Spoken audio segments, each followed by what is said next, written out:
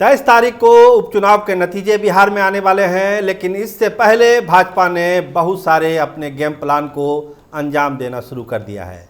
तो आज अंदर की बात में हम बताएंगे कि जो 25 की तैयारी है भाजपा की, उस तैयारी में वो कर क्या रही है और क्या 25 की जंग जीतने के लिए वो आउट ऑफ फ्रेम भी जा सकती है। ये एक बड़ा सवाल सत्ता के गलियारों में है। तो आइए हम बात करते हैं अंदर की बात में कि किन किन प्लान को भाजपा इंप्लीमेंट करने वाली है 23 तारीख के बाद। देखिए, संभावनाएं बहुत है, आशंकाएं बहुत है। क्या करेंगे नीतीश कुमार, क्या बिहार में अर्ली इलेक्शन होगा, क्या हो सकता है बिहार का समीकरण, तमाम चीज़ों पर अटकलबाजी अभी तेज है। नतीजा 23 को आएगा और चीज़ें साफ होगी, तस्वीर साफ होगी, कहानी साफ होगी, स्क्रिप्ट साफ होगी कि भाजपा को उस पर क्या क्या लिखना है। लेकिन एक तैयारी जो अंदर खाने चल रही है वो ये है कि मुकेश सहनी का क्या करना है। देखिए, आप सबको पता है कि पशुपति कुमार पारस एनडीए से बाहर जाने वाले हैं। लगभग उन्होंने मन बना लिया है और 28 तारीख को जो पार्टी का स्थापना दिवस है उसमें इसका एक औपचारिक ऐलान भी पशुपति कुमार पारस कर सकते हैं। और उम्मीद है, 100% उम्मीद है कि उस दिन एनडीए से पारस जी का रास्ता टूट जाएगा। तो फिर होगा क्या? पारस जी का यहाँ जिक्र हम क्यों कर रहे हैं? जिक्र इसलिए हो रहा है कि जो पारस जी का थोड़ा बहुत जो किस दाव पे लगा हुआ था एनडीए में, जो चीज़ हिस्सेदारी उनको मिलनी थी पशुपति कुमार पारस को चिराग के रहते हुए भी, वो हिस्सेदारी मुकेश सहनी को बीजेपी दे सकती है। इस तरह का एक फार्मूला बनाया जा रहा है। निषाद आरक्षण को लेकर एक स्क्रिप्ट तैयार हो रही है। एक भरोसे का आश्वासन बीजेपी मुकेश सहनी को दे सकती है, क्योंकि मुकेश सहनी की जो ताकत है ज़मीन पर, उसको भाजपा भी रिकॉग्नाइज करती है। आरजेडी तो रिकॉग्नाइज करती ही है। तेजस्वी यादव हेलीकॉप्टर में लेके घूमते हैं, मछली खाते हैं, जूस पीते हैं, तमाम चीज़ें होती है। ये अलग बात है कि इधर चर्चा क्या थी कि थोड़ी सी दूरी बनी है तेजस्वी यादव की मुकेश सहनी के साथ। बिहार में जो बाई इलेक्शन हुआ उसमें मुकेश सहनी ने उस तरह से हिस्सा नहीं लिया प्रचार में जिस तरह कई लोकसभा चुनाव में थे। साथ में जाना, हेलीकॉप्टर से प्रचार करना, एक एक सीट पर समय देना। हालांकि झारखंड वो गए, लेकिन बिहार में वो जो कहते हैं कि दिल से जाना, वैसा कुछ मुकेश सहनी ने नहीं दिखाया। बहुत सारी खबरें भी चली कि नाराज़ हो गए हैं मुकेश सहनी, अब रिश्ता टूट रहा है आरजेडी के साथ उनका। बहुत तरह की बातें हुई, अटकलबाजी हुई, लेकिन मुकेश सहनी तालाब में मछली पकड़ते हुए अपनी तस्वीरें खिंचवा रहे थे और इधर चुनाव पूरे स्विंग में था। अब दिल्ली के स्तर से एक बात आगे बढ़ाई जा रही है। वो बात यही है कि जो हिस्सेदारी पारस जी को मिलती थी एनडीए में, सीटों के लिहाज से और सम्मान के लिहाज से, वो बीजेपी देने की सोच रही है। देखिए, मुकेश सहनी के एंड से अभी कोई इस पर बात नहीं कर रहा है। ना उनके प्रवक्ता कर रहे हैं, ना उनके पार्टी के लोग कर रहे हैं, और मुकेश सहनी तो नहीं ही कर रहे हैं। एक चुप्पी साधी हुई है सारे लोगों ने। वेट एंड वॉच की स्थिति है कि करना क्या है। एक लाइन का बयान है कि तेजस्वी यादव को मुख्यमंत्री बनाना है, लेकिन ये जो यात्रा है तेजस्वी यादव की मुख्यमंत्री बनने की, इस रास्ते में बहुत सारी अड़चन है, बहुत सारे मोड़ हैं, और किस मोड़ से मुकेश सहनी कहाँ मुड़ जाएंगे भाजपा के ऑफर के बाद, ये कहना बड़ा मुश्किल है।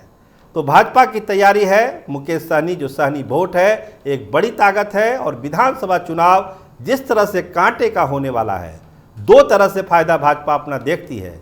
एक तो आरजेडी कमजोर होगी, और दूसरा बीजेपी को एक ऐसा सहयोगी मिलेगा जो उनके कैंडिडेट को उन तमाम सीटों पर मदद कर सकती है जहां पर मल्ला वोटर है।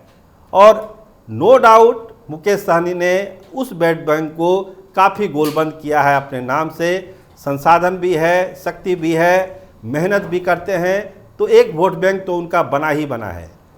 और एक चीज़ और गौर करिए चीज़ों को, बीजेपी को तालमेल में जो सीटें मिलती है गठबंधन में जनता दल यूनाइटेड के साथ, तो उन सीटों में वैसी सीटों की संख्या ज़्यादा है जहां पर मल्ला वोटर भी हैं।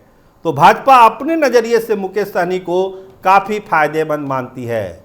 लोकसभा चुनाव में भी कोशिश हुई थी कि मुकेश सहनी को एनडीए के फोल्ड में लाया जाए, लेकिन ऐन मौके पर ऐसा नहीं हो पाया और मुकेश सहनी आरजेडी खेमे के साथ ही रहे।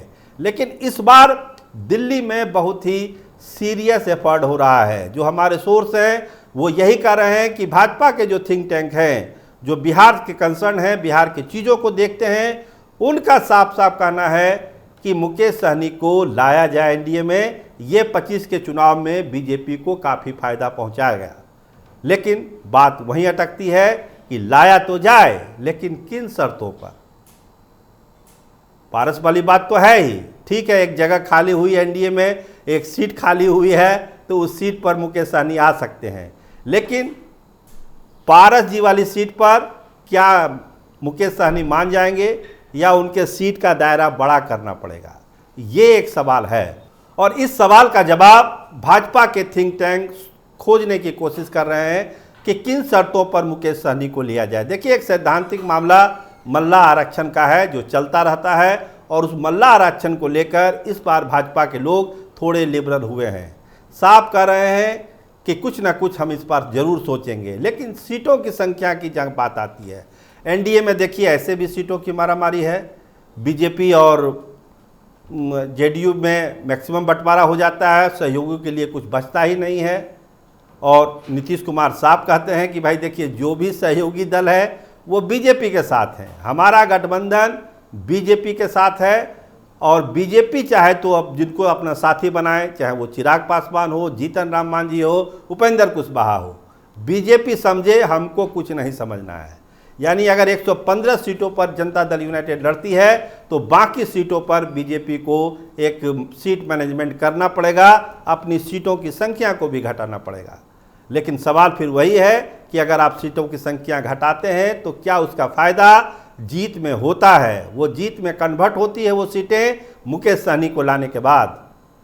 तो इसका जवाब और इसमें एक बैलेंस संतुलन बनाने की कोशिश हो रही है कि क्या करना चाहिए, क्या नहीं करना चाहिए। लेकिन 25 की जंग को हर हालत में जीतना है, ये संकल्प भाजपा का है एनडीए के फोल्ड में। अब उसमें क्या होगा, कौन रहेंगे नहीं रहेंगे, तेईस का रिजल्ट आने वाला है, बहुत सारे समीकरण बदल सकते हैं। अभी देखिए, अभी उपेंद्र कुशवाहा ने बटेंगे कटे वाले बयान को जिस तरह से रिएक्ट किया है, बीजेपी के लोग भी सतर्क हैं, चौकन्ना है कि भाई इस तरह की चीज़ें तो अभी चुनाव में चलेगी।